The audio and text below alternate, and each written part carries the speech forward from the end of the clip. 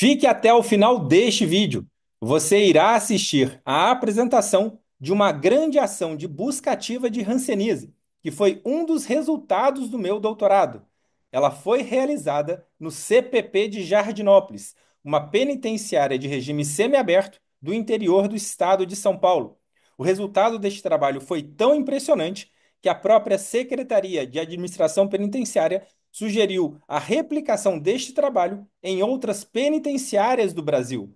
É gratificante ver o reconhecimento do meu trabalho e saber que ele está impactando positivamente na saúde pública do nosso país. Mas antes de começar a aula, eu gostaria de convidar você para se inscrever aqui no canal e compartilhar este vídeo com todos os seus amigos. Vamos para a aula. Busca ativa de hanseníase na população carcerária. Parte 1. Será apresentada a ação no Centro de Progressão Penitenciária, CPP, Jardinópolis, uma penitenciária masculina. Todos os dados apresentados estão neste artigo da revista PLOS, uma das principais em doenças infecciosas no mundo. O grande destaque do trabalho foi que, numa população carcerária de 1.250 indivíduos, evidenciou-se a eficiência do questionário de suspeição de hanseníase, QSH, como ferramenta de triagem para novos casos, confirmando prevalência oculta de hanseníase numa população carcerária masculina. Este esquema representa a organização da ação no CPP de Jardinópolis. Durante uma semana, os questionários foram entregues aos reeducandos, sem que qualquer informação sobre a doença fosse passada. Na semana seguinte, eles foram convidados a participar do projeto. Todos receberam orientações sobre a pesquisa e aqueles que aceitaram participar, após assinarem o termo de consentimento livre e esclarecido, foram à sala de coleta de exames para coletar sangue para o exame anti-PGL-1, que é o exame de sangue específico para a hanseníase. E, na sequência, foram avaliados clinicamente. Os novos casos de hanseníase diagnosticados a partir de um exame dermatoneurológico criterioso retornavam à sala de coleta de exames para a coleta do raspado dérmico para a realização de RLEP-PCR, que é o exame de biologia molecular. E veja só que interessante. Este, esta tabela foi retirada do artigo, por isso que tem algumas siglas em inglês. NLG é Non-Leprosy Group, que é o grupo dos indivíduos sem o diagnóstico de hanseníase. E o LG é Leprosy Group, ou Grupo Hanseníase. Dos 1.400 QSH distribuídos, 896 foram devolvidos. 1.250 indivíduos que receberam o QSH foram avaliados clinicamente. 187 questionários tinham alguma marcação, que é o QSH positivo, ou LSQ, que é a sigla em inglês, positivo. Vou puxar um pouquinho aqui a minha imagem aqui para o lado para vocês conseguirem enxergar. Foram diagnosticados um total de 34 casos novos de hanseníase. Opa, deixa eu marcar aqui, ó. 18 tinham QSH positivo com alguma marcação, 13 com QSH negativo, sem nenhuma marcação, e 3 pacientes diagnosticados com hanseníase não tinham recebido o questionário. O que foi interessante foi que o coeficiente de detecção de casos novos dentro do QSH positivo foi de 9,6%, enquanto para aqueles com QSH negativo foi de 1,83%, mostrando um P muito pequeno, muito abaixo de 0,00001, ou seja, teve significância estatística.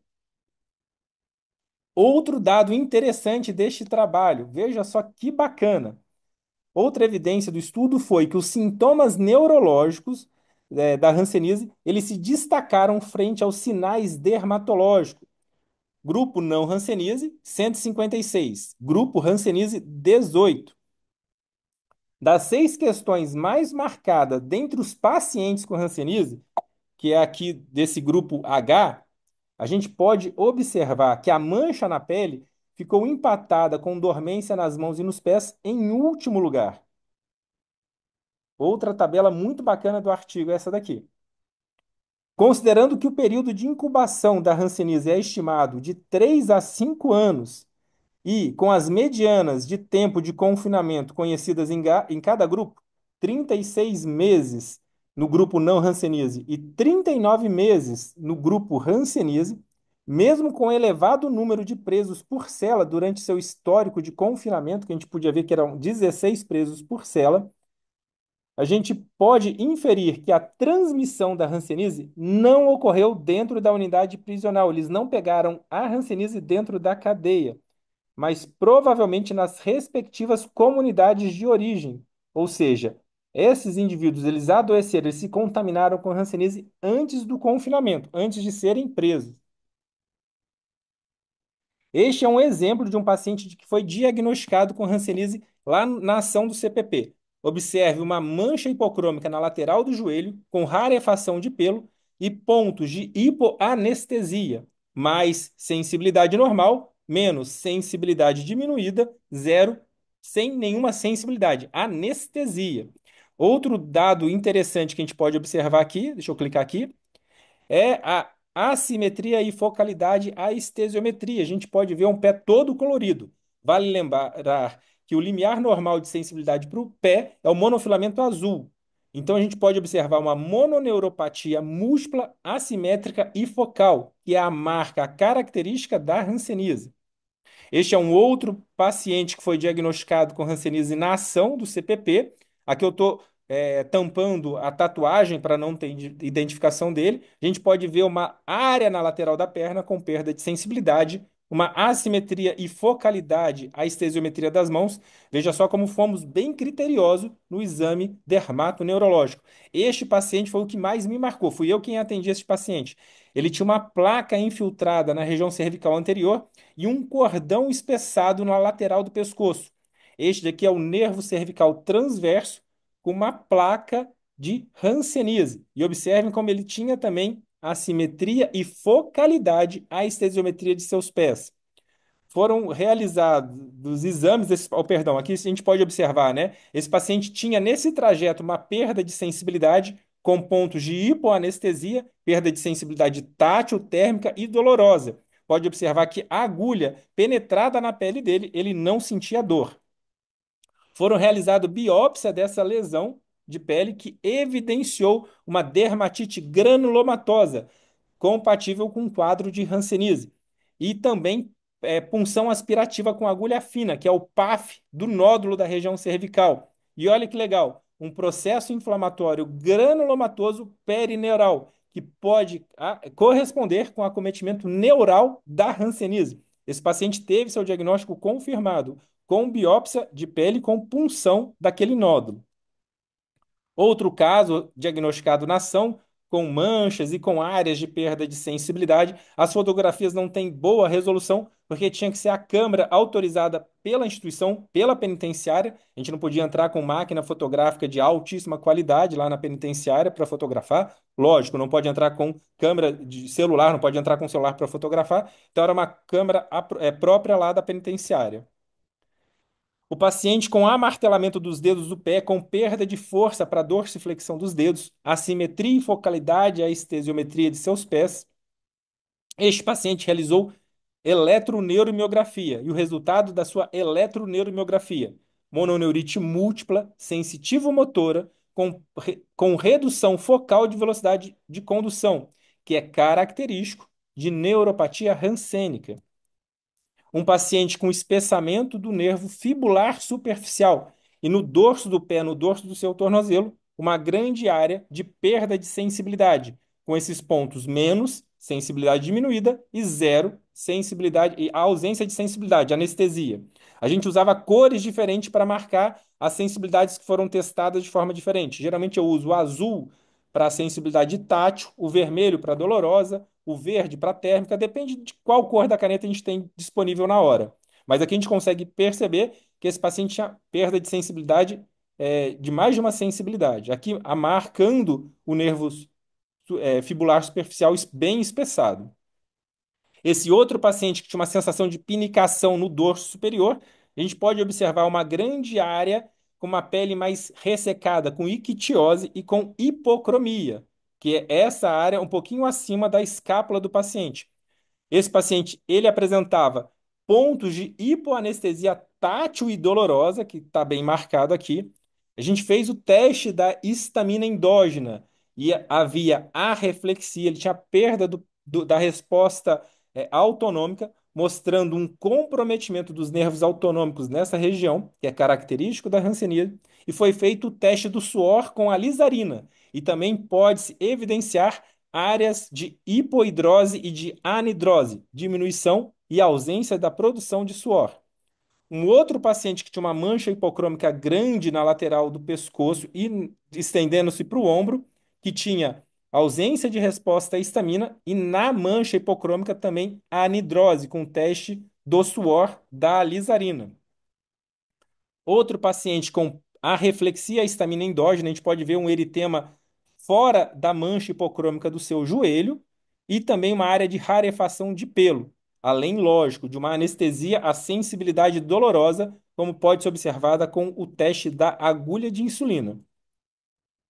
Esse outro paciente também com uma perda de sensibilidade tátil e perda de sensibilidade dolorosa, mais uma vez, a qualidade da imagem deve-se à qualidade da câmera disponibilizada para ação. Um paciente com uma mancha hipocrômica na região escapular direita, com arreflexia da histamina, a gente faz o teste da histamina endógeno e com vários pontos de hipoanestesia. Outro paciente diagnosticado na ação. Então, foram inúmeros pacientes com essas lesões, manchas hipocrômicas com perda de sensibilidade, com anidrose, hipoidrose, perda da resposta à histamina.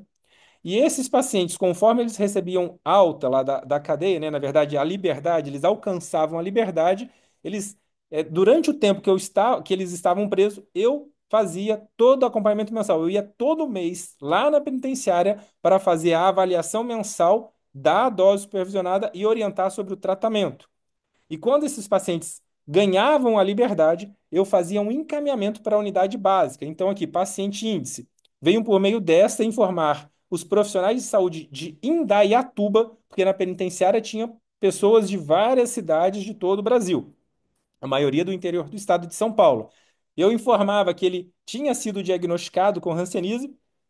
Nesse caso, ele já tinha tomado 3 doses supervisionadas e que precisava continuar o acompanhamento na sua cidade de origem. E também para a unidade de saúde do município de Indaiatuba fazer busca ativa de comunicantes. E eu informava que ele tinha um alto anti-PGL-1. Observa só, esse paciente tinha um anti-PGL-1 de 7,92, sendo que o normal é até o índice 1. E aqui todos os pacientes, vários deles ganharam a liberdade durante o tratamento e todos eles recebiam esta cartinha que eu fazia com o encaminhamento, com a orientação de segmento na sua cidade de origem.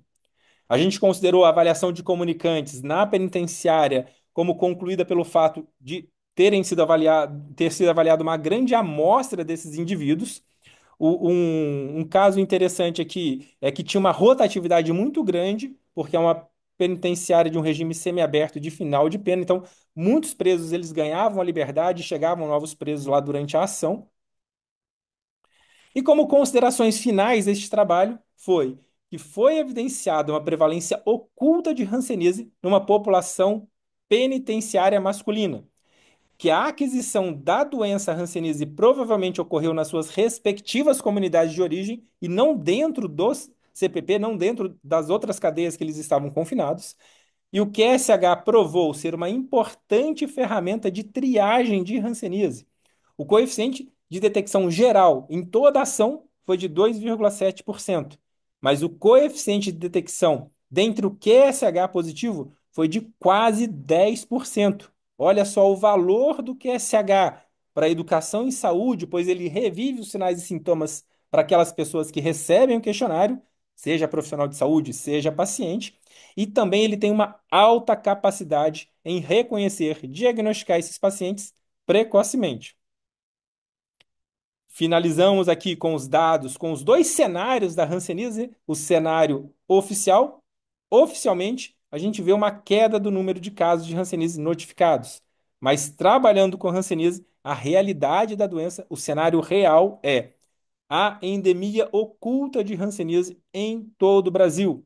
Se for dedicar a hanseníase, você conseguirá diagnosticar muitos casos que estão por aí com diagnósticos e tratamentos equivocados.